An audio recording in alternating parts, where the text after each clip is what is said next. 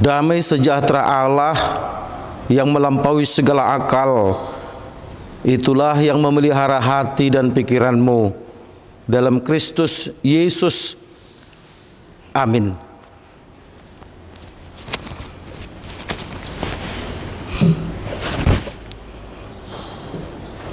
Selamat Hari Raya Pentakosta, saudaraku, dimanapun saudara sedang mendengarkan khotbah ini.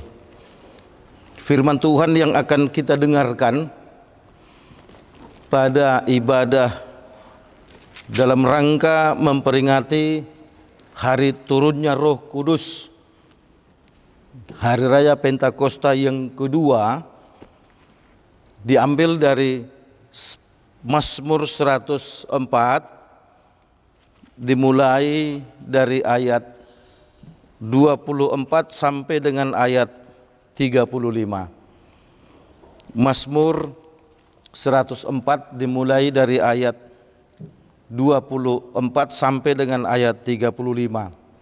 Kita ikuti di dalam hati kita masing-masing, demikian firman Tuhan.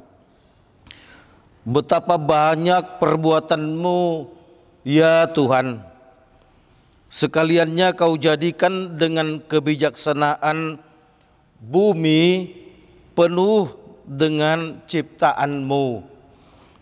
Lihatlah laut itu besar dan luas wilayahnya.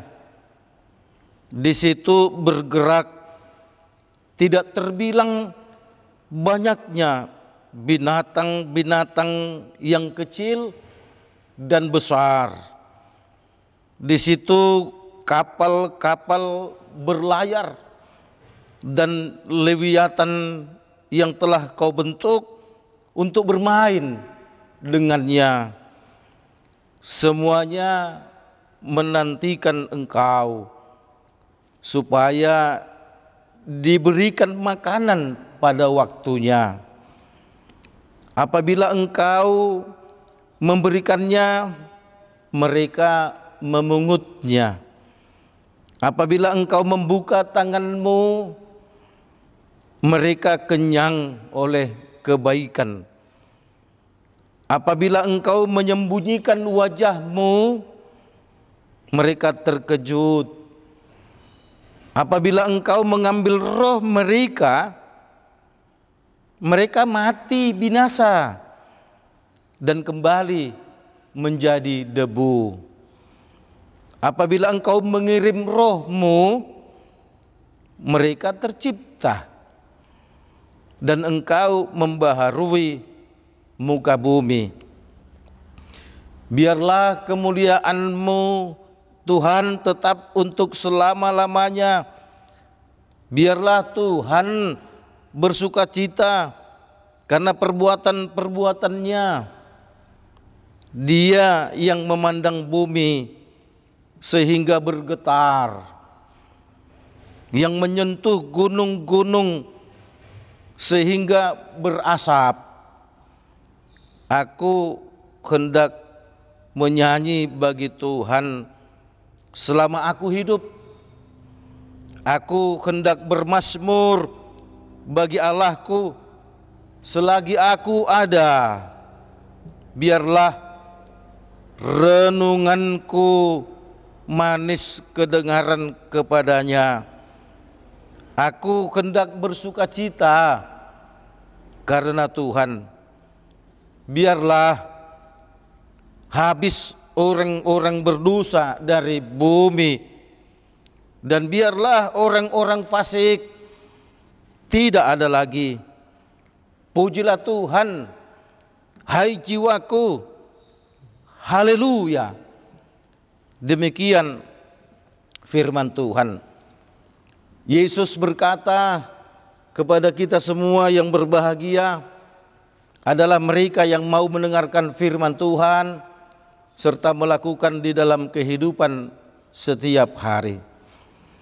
Saudaraku yang dikasihi oleh Tuhan Yesus Kristus, kita sering mendengarkan dari pengkhotbah dengan pertanyaan singkat, ada sukacita saudaraku? Maka banyak orang akan menjawab, ada. Nah saudaraku, bahkan pengkhotbah itu mengatakan kalau saudara-saudara pada saat ini sedang tidak merasakan sukacita, itu pertanda bahwa Roh Kudus belum ada dalam diri saudara.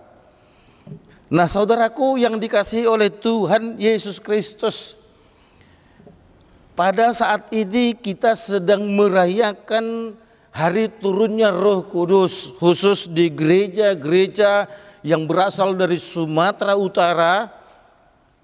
Pada umumnya melaksanakan ibadah Pentakosta itu sampai 2 kali, termasuk gereja HKBP. Saudaraku yang dikasihi Tuhan, pesannya adalah bahwa kita tidak hanya cukup bersukacita dengan turunnya Roh Kudus, tetapi lewat Pentakosta yang kedua ini kita diminta, ayo siarkan itu, katakan itu kepada banyak orang. Kalau kau ingin bersukacita, maka Roh Kudus wajib harus ada dalam dirimu. Maka Roh Kudus itu wajib harus engkau terima sebagai penuntun, sebagai pengendali hidupmu. Saudaraku yang dikasihi oleh Tuhan Yesus Kristus, orang mungkin bertanya, sudah adakah Roh Kudus di dalam dirimu? Kita mungkin balik bertanya, gue kagak tahu. Saudaraku, mungkin ada pertanyaan, apa tandanya Roh Kudus sudah ada dalam dirimu? Lewat nats ini saudaraku, pemazmur melihat kedahsyatan Tuhan atas kuasa Roh-Nya bekerja dengan menciptakan langit dan bumi. Kedahsyatan itu disambut dengan keheranan yang luar biasa, sekaligus memuji Tuhan dengan berkata, betapa banyak perbuatan-Mu ya Tuhan. Kau jadikan dengan bijaksana penuh dengan ciptaan-Mu. Pemazmur mulai melihat, ia berdiri di pantai melihat laut yang begitu luas. Dari kejauhan pun pemazmur melihat gunung yang tinggi, yang tidak mungkin bisa dikerjakan tangan manusia dengan menumpuk tanah sebegitu tinggi sampai kiluan meter tingginya. Kemudian juga pemazmur melihat hutan-hutan. Nah saudaraku yang dikasihi oleh Tuhan Yesus Kristus, ketertarikan pemazmur pun melihat kedahsyatan pekerjaan Roh Tuhan itu dengan melihat ada kapal berlayar di atas laut. Tentu muncul dalam pemikiran, kalau saja laut tidak ada, bagaimana mungkin akan bisa terjadi komunikasi antara orang-orang yang berada di sebuah daratan yang tinggi dan di sebuah daratan yang tinggi di sebelah, karena mereka dipisahkan oleh lembah atau jurang yang begitu dalam. Saya teringat pulang kampung di Sipahutar dulu waktu kecil, capek karena harus menjalani jalan yang turun, jalan yang naik. Orang Batak mengatakan ikun buluson akarura, akaduluk, capek. Tapi dengan adanya laut saudaraku, manusia hanya datar saja dari tempat satu ke tempat yang lain kada ada laut. Itu pun membuat pemazmur terheran-heran, luar biasa ini. Kemudian pada ayat 26 pemazmur mengatakan, Lewiatan yang telah kau bentuk untuk bermain dengannya. Ada ikan, ada binatang-binatang besar, binatang-binatang raksasa yang diciptakan oleh Tuhan di dalam laut, tapi pemazmur bisa melihat dia bermain-main. Saya terbayang ketika naik kapal dulu dari pelabuhan Luwuk, Sulawesi Tengah menuju pelabuhan Tanjung Perak di Surabaya. Pada saat tertentu di tengah laut kemudian datanglah ikan-ikan besar, ikan-ikan lumba-lumba bermain-main, melompat-lompat. Bersamaan dengan berlayarnya kapal kami itu, kami pun bangga melihat. Ya, saya anggap itu juga adalah Lewiatan. Kalau dikatakan itu adalah binatang raksasa, ya kita katakan ajalah itu anak binatang raksasa yang ada di laut. Nah, saudaraku yang dikasihi oleh Tuhan Yesus Kristus, kemudian pemazmur pun heran, lah semua kok bisa bertahan hidup ya? Ada binatang di daratan, ada binatang di laut, ada binatang yang terbang di udara, tapi bagaimana mereka bisa eksis ya dari hari ke hari? Tentu mereka membutuhkan makanan.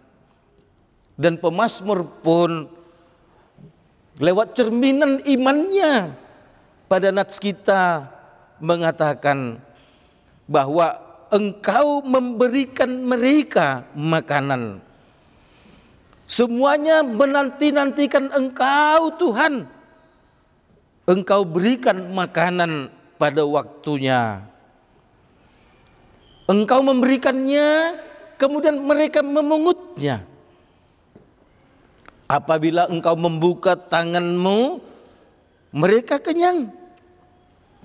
Apabila engkau menyembunyikan wajahmu, mereka terkejut. Apabila engkau mengambil roh, mereka mati dan kembali menjadi debu. Kalau kau kirim roh, mereka tercipta dan engkau membaharui muka bumi. Nah, saudaraku yang dikasihi oleh Tuhan Yesus Kristus, pemazmur begitu mengagungkan kuasa Tuhan lewat rohnya yang menciptakan langit dan bumi serta memeliharanya, termasuk memberikan apa yang mereka inginkan, mencukupi segala kebutuhan mereka. Sehingga dengan itu pemazmur pun mengatakan, aku hendak menyayangi Tuhan selama-lamanya. Aku hendak bermazmur bagi Allahku selagi aku ada, selagi aku hidup. Kita ingat deh dengan lagu, hidup ini adalah kesempatan. Lewat lagu itu, mumpung kau masih bernafas nih, mumpung kau masih diberikan kehidupan nih, ayo lakukan yang terbaik kepada Tuhan. Biarlah renunganku manis, aku hendak bersuka cita. Saudaraku yang dikasihi oleh Tuhan Yesus Kristus, ketika pada saat ini kita sedang merayakan hari turunnya Roh Kudus, bisakah saudara membayangkan seandainya Roh Kudus kagak diutus oleh Tuhan nih? Kan begitu. Kira-kira kalau dalam bahasa gaya Jakarta kan, kira-kira lu bisa bayangin kagak kalau seandainya Tuhan kagak utus itu rohnya yang kudus kepada lu? Kita memble, kagak bisa buat apa-apa. Karena Tuhan Yesus pun sudah berkata bahwa aku akan mengutus rohku untuk menolongmu, untuk memampukanmu melakukan apa yang telah kuperintahkan kepadamu. Nah, saudaraku yang dikasihi oleh Tuhan Yesus Kristus, ketika kita mau dituntun oleh Roh Kudus, sesungguhnya itulah yang diinginkan oleh pemazmur, kita akan sanggup untuk memuji Dia. Topik minggu kita hari ini diciptakan oleh Roh diciptakan oleh roh. Tuhan menghembuskan nafas kepada manusia sehingga manusia memiliki roh. Saudaraku, ketika manusia ini sudah diselimuti oleh dosa, yang ada hanya hukuman dan kematian nih. Tapi Allah lewat anaknya Tuhan Yesus mengirimnya dan kemudian mau berkorban hanya untuk memberikan kehidupan kepada kita. Ia mati, dikuburkan, kemudian dia bangkit. Murid-murid Yesus menginginkan nih, Yesus sudah bangkit nih. Yesus, terima kasih Tuhan Yesus, jangan pergi-pergi lagi ya, bersama dengan kami aja lah. Tapi Yesus mengatakan, enggak, kira-kira kalau dibuat dramanya kan bisa didramatisir. Enggak, kalau gue terus bersama denganmu, maka hanya kau saja yang merasakan kehebatanku, hanya kau saja yang merasakan kedahsyatanku. Tapi aku harus pergi dan kembali dengan kuasa Rohku yang kudus, sehingga dimanapun orang berada, dalam situasi apapun, dalam kesempatan yang sama, mereka boleh berseru-seru kepadaku karena Rohku yang kudus ada dalam diri mereka.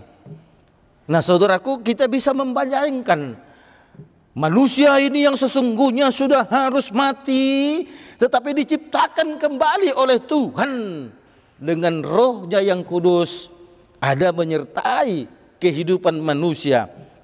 Saudaraku, Roh Kudus itu ingin mengendalikan kehidupan setiap orang yang percaya, agar ketika jalannya bengkok ke kiri, bengkok ke kanan, maka dia akan disadarkan untuk kembali lurus. Itu sebabnya pemazmur mengatakan pada ayat yang terakhir nats ini berkata, biarlah habis orang-orang berdosa dari bumi ini.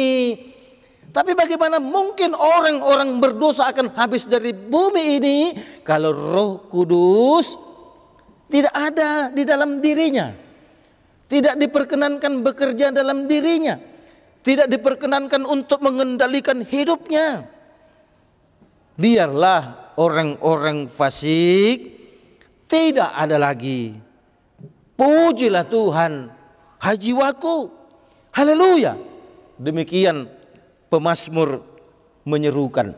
Nah saudaraku, yang dikasihi oleh Tuhan Yesus Kristus, ada orang yang terlalu gampang mengatakan, kalau kau tidak merokok, berarti Roh Kudus sudah ada di dalam dirimu. Kalau kau tak makan darah, berarti Roh Kudus sudah ada di dalam dirimu. Saudaraku, omongan-omongan seperti itu menjerumuskan orang percaya. Apa iya hanya karena kagak merokok, kagak minum darah, kemudian dikatakan Roh Kudus sudah ada dalam diri kita? Oh tidak saudaraku, itu adalah ucapan-ucapan yang mengelabui dirimu. Sesungguhnya Roh Kudus bukan bekerja seperti itu. Roh Kudus harus bekerja di dalam diri kita, memampukan kita untuk tidak hidup melakukan hal-hal yang tidak diperkenankan oleh Tuhan. Roh Kudus bekerja dalam diri kita, kita bisa berbuat sesuatu yang luar biasa. Kalau kita bisa nih menunjukkan kedahsyatan dalam hidup kita, itulah sesungguhnya Roh Kudus itu.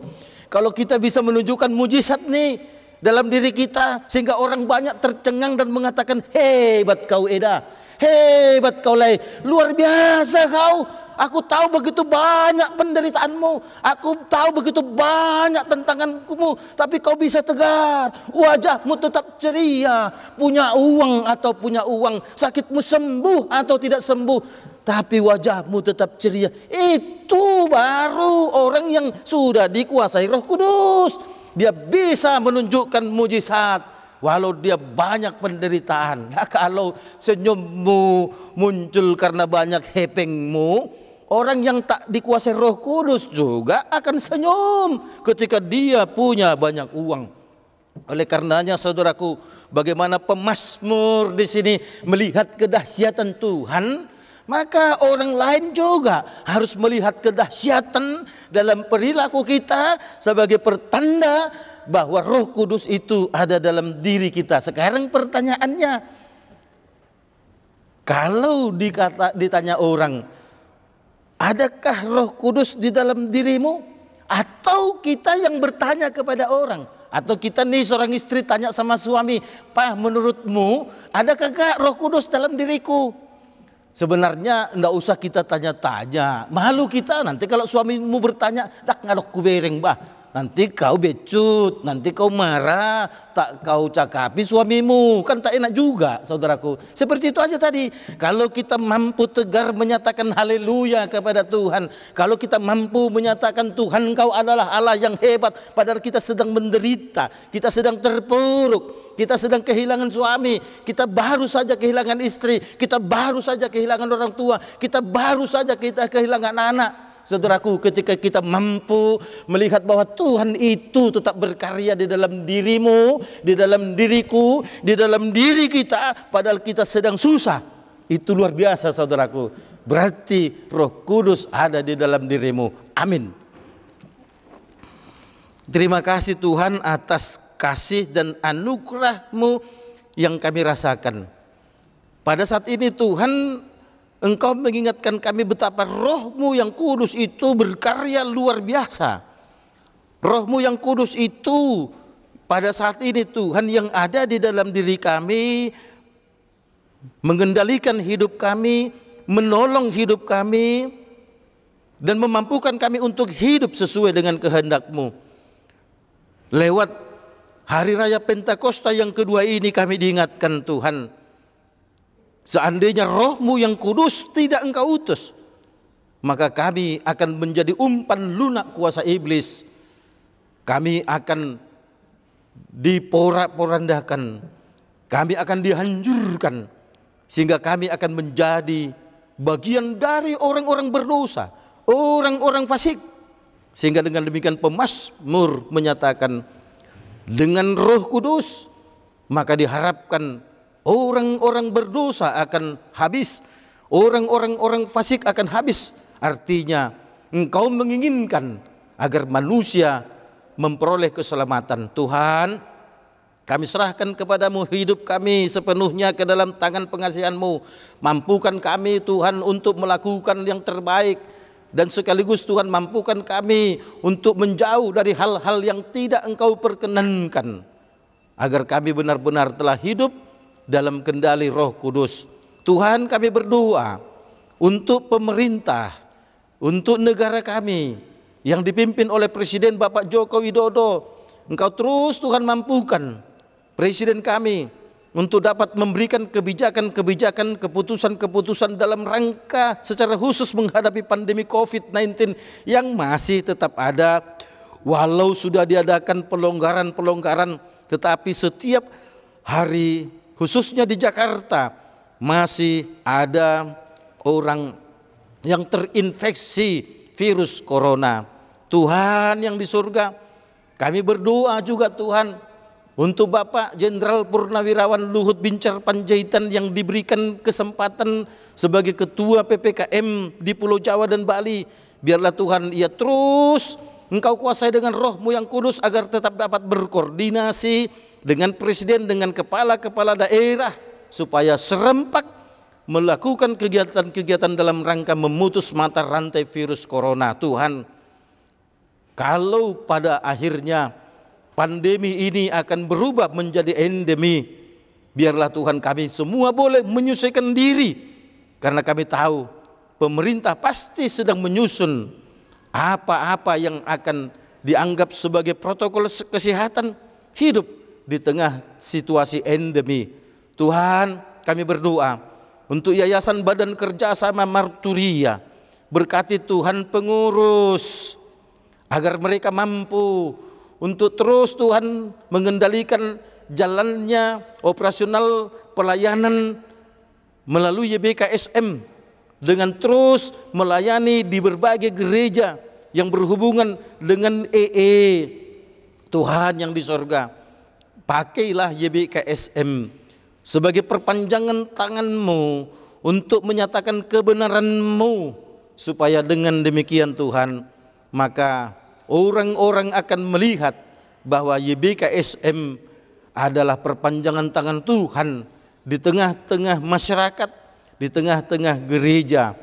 Tuhan yang di surga, kami serahkan Tuhan perjalanan hidup kami 1 minggu ke depan. Biarlah Tuhan menolong, memberkati. Tolong kami Tuhan untuk tetap setia kepadamu, dan tolong kami Tuhan untuk tetap dikuasai Roh-Mu yang kudus, agar Engkau tetap mulia dalam kehidupan kami. Kami pun boleh mendapatkan sukacita yang luar biasa, yang semua bersumber dari Tuhan. Kami berdoa dalam nama Yesus. Amin.